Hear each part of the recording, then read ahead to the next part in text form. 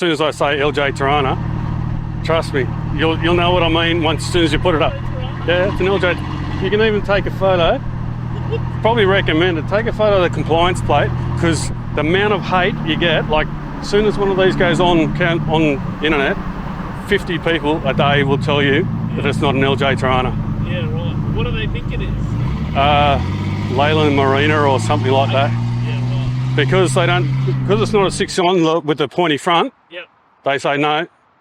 Holden never made a 4-cylinder LJ Torana. Yeah. Sorry, but I'm here to tell you, they did make an LJ Torana in a 4-cylinder. And it's not a TA or a HB. Yeah, right. I'll just put that bit at the end of it. There we go. Yeah, yeah. That's what it's covered. Yeah.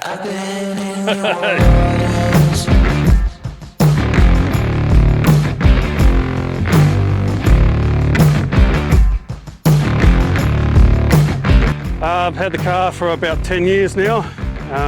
When I was going out with my wife, I built it for her without her knowledge to make sure she said yes to when I proposed.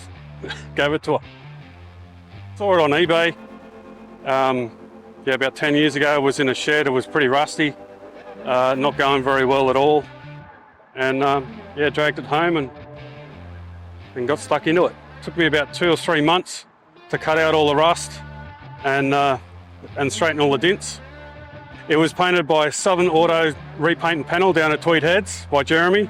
And it's straight off the gun, hasn't even been buffed yet. That's 10 years ago. Originally the engine was a 4-cylinder Opel motor, slant 4 from factory, with about 2.5 horsepower. It's horrible. So I've swapped it out for a Chev Vortec 4.3 litre V6.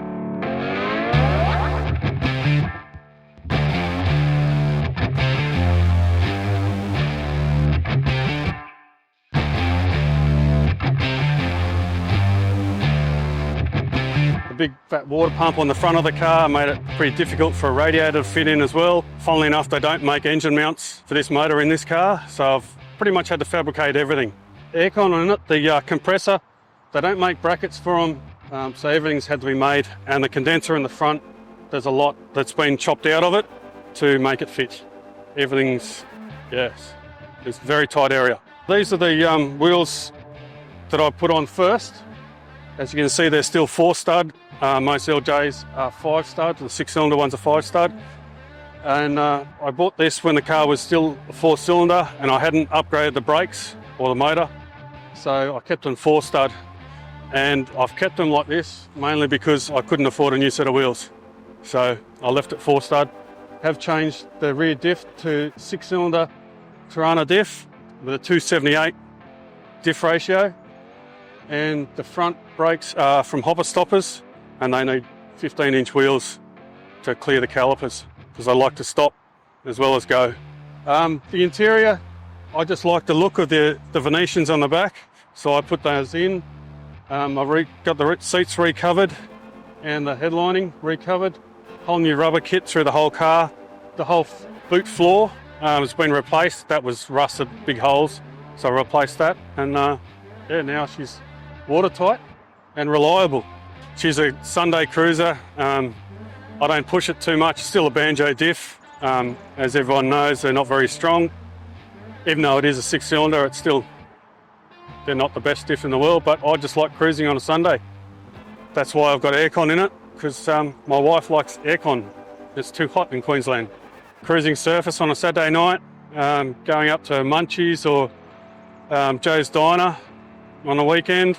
There's lots of cars and coffee to go to. Whatever's on, look on Facebook and I just turn up. If someone's going to intend to do up a car, my advice would be either buy one nearly finished or finished. Only because this takes years to do and money, lots of money. Might cost you a lot at the start. But more than welcome to give it a go and do it up. But yeah, if you are going to buy an old car to do up, rust is your biggest issue. The less rust, the better. You can fix everything else easy enough. Rust is getting harder and harder to fix and make panels for. It's not the easiest if you don't know what you're doing. At the moment, I've got it for sale. It'd be sad to see it go. I have put a lot of time and love into this car, and my wife will shed a tear. But our plans are to buy a caravan and go around Australia, take the whole family and have an experience around Australia. And really, you can't keep them all. I don't have a big enough driveway to keep everything I build. But whoever does get it, it has been done right. There is zero rust in this car. It's a very reliable car. It's always evolving. I change stuff, and then when I change something, something else doesn't fit, so I've got to change things around it. But I mainly build it to be reliable, and so I can drive it on a weekend without breaking down.